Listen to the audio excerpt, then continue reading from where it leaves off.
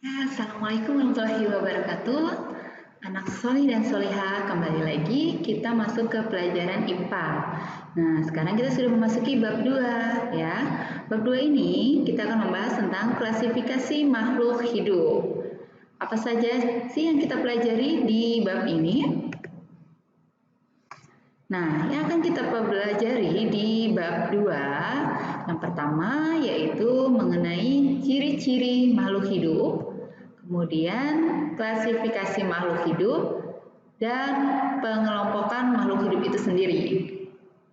Tapi sebelumnya Miss mau tanya dulu nih, coba kalian sebutkan deh benda-benda yang ada di sekitar kalian, ada apa saja? Ya, ada batu, ada kursi, ada meja, ada kucing, ada burung, ada buku, pensil ya. Baik, benda-benda tersebut itu ada yang bisa dikelompokkan ke dalam makhluk hidup, ada juga yang tidak. Nah, kalau dari gambar ini, mana saja sih yang termasuk makhluk hidup? Yang termasuk ke dalam makhluk hidup ini adalah yang gambar anak kecil ini ya. Kemudian yang kucing, kemudian tumbuhan, gambar wanita ini, dan burung. Kenapa sih yang di selingkari ini disebut makhluk hidup, sedangkan yang pulpen, buku, dan kursi itu tidak? Itu dilihat dari ciri-cirinya ya. Kita akan pelajari lebih lanjut lagi mengenai ciri-ciri dari makhluk hidup itu sendiri. Nah, ciri-ciri makhluk hidup di sini ada 8. Yang pertama adalah bergerak, yaitu bisa berpindah tempat menggunakan alat gerak atau bergerak mengikuti datangnya rangsang. Berpindah tempat menggunakan alat gerak itu biasanya terjadi pada hewan dan termasuk kita, manusia. Sedangkan pada tumbuhan, dia bergeraknya itu dengan cara mengikuti datangnya rangsang, baik itu berupa cahaya maupun air yang ada di dalam tanah atau unsur hara ya. Nah, kemudian yang kedua itu ada memerlukan makan. Setiap makhluk hidup pasti memerlukan makan untuk energi. Energinya untuk apa? Bisa untuk tumbuh, untuk dia beraktivitas, ya. Selanjutnya adalah peka terhadap rangsang.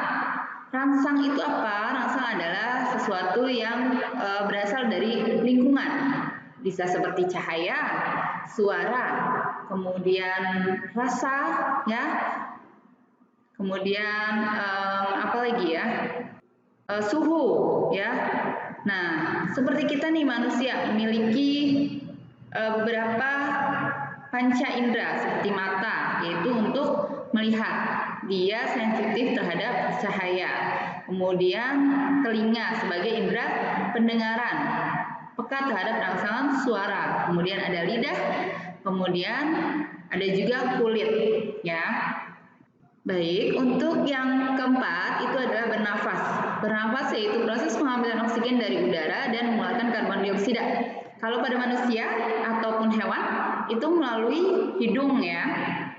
Sedangkan kalau tumbuhan, apakah tumbuhan juga bernafas? Ya, tumbuhan tentu bernafas. Melalui apa keluar masuknya? 2 ya. Yang pertama bisa melalui stomata yang terdapat pada daun, dan yang kedua bisa melalui lentisel yang terdapat pada batang. Selanjutnya ada tumbuh dan berkembang. Tumbuh itu berarti ukurannya bertambah besar, bertambah tinggi. Kalau berkembang itu adalah organ-organnya. Kemudian selanjutnya berkembang biak agar kita tidak punah ya. Tipe-tipe perkembangbiakan sudah kalian pelajari sebelumnya di SD. Ada yang bertelur, ada yang melahirkan, ada juga yang bertelur dan melahirkan. Selanjutnya ini ada adaptasi.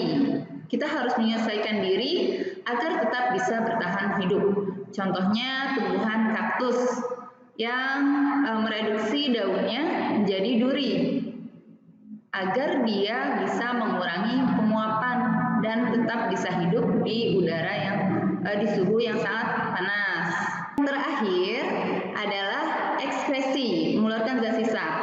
Ini dibutuhkan oleh setiap makhluk hidup agar zat-zat yang bersifat racun di dalam tubuh kita itu keluar, tidak menumpuk di dalam tubuh. Kalau pada manusia sendiri, alat-alat ekskresinya bisa berupa ginjal, dia mengeluarkan urin ya, kemudian ada juga paru-paru, karbon dioksida dan uap air ya yang ekskresikannya. Kemudian ada juga kulit dan kalau pada tumbuhan sama ya, sama dengan respirasi yaitu pada stomata dan lenticel. Oke. Itulah ciri-ciri dari makhluk hidup. Jadi kalau misalkan tadi kursi tidak dianggap makhluk hidup karena dia tidak bisa bergerak, tidak perlu makan. Mobil tidak dikatakan makhluk hidup karena dia tidak perlu makan untuk tumbuh. Dia tidak bisa tumbuh menjadi lebih besar lagi, ya. Kemudian selanjutnya klasifikasi makhluk hidup yaitu pengelompokan makhluk hidup untuk mempermudah dalam mempelajari makhluk hidup. Karena itu kita perlu sekali nih mengelompokkan karena jumlah dari makhluk hidup itu sangat banyak. Fungsinya untuk memudahkan kita mengenal makhluk hidup, kemudian memudahkan mempelajarinya dan mengetahui adanya hubungan kekerabatan antar makhluk hidup. Dilihat dari ciri-cirinya ya. Semakin banyak ciri-cirinya antara dua makhluk hidup, berarti hubungan kekerabatannya semakin dekat. Tahapan yang dilakukan oleh Linnaeus atau nama panjangnya adalah Carolus Linnaeus. Dia merupakan bapak dari taksonomi, ya. Ilmu yang mempelajari klasifikasi itu disebutnya taksonomi. Identifikasi dulu ciri-cirinya apa, mulai dari morfologi luarnya, bentuk luarnya, apakah dia ditumbuhi rambut atau bulu. Kemudian pengelompokan berdasarkan persamaan yang ditemukan. Jadi makhluk hidup yang memiliki ciri yang sama itu dikelompokkan pada kelompok yang sama. Jika ditemukan perbedaan, maka individu tersebut akan dipisahkan lagi, membentuk kelompok yang baru lagi, ya, yang memiliki ciri yang sama. Nah, dalam klasifikasi ada yang namanya takson. Apa itu takson?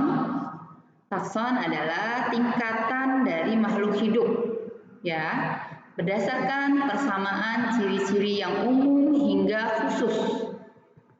Susunan takson. Nah, ini susunannya dari kingdom, phylum, class, ordo, family, genus, dan spesies. Phylum digunakan untuk tumbuhan, sedangkan pada hewan itu disebutnya dengan divisi, ya. Nah, setelah kingdom untuk tumbuhan tingkatannya adalah divisi ya. Kemudian kelas, ordo, family, genus, dan spesies. Perbedaannya hanya pada tingkatan kedua ini saja.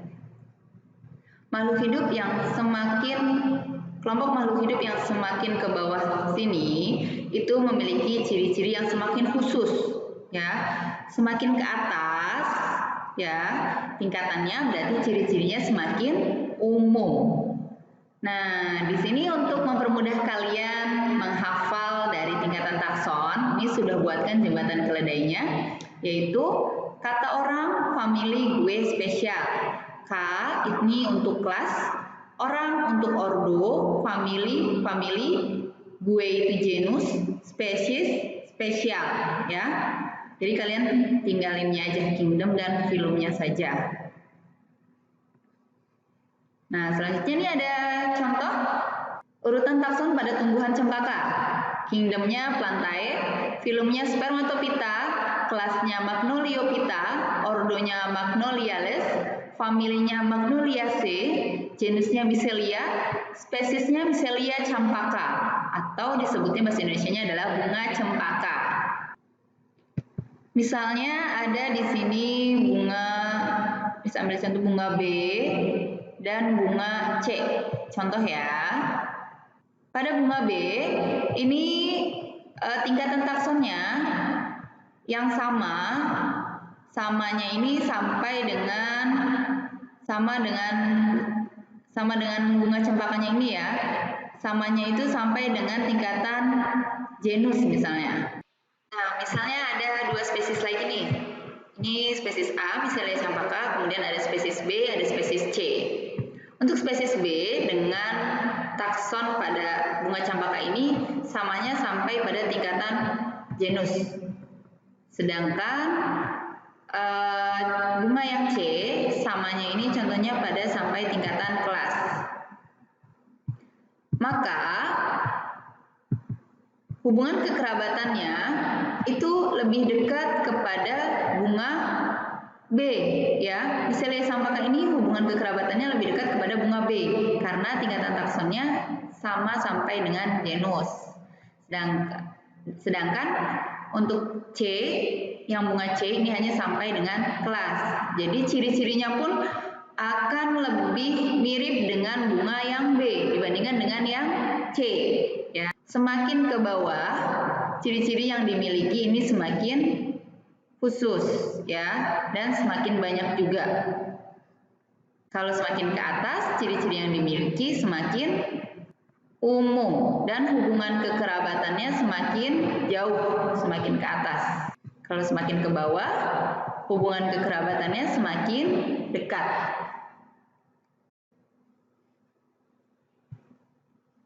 Di sini ada aturan sistem binomial nomenklatur. Binomial nomenklatur itu adalah sistem tata nama ilmiah.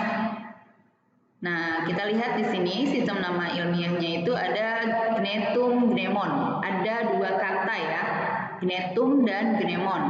Kata yang pertama, gnetum, ini adalah genus kata yang pertama dan ditulis dengan huruf kapital.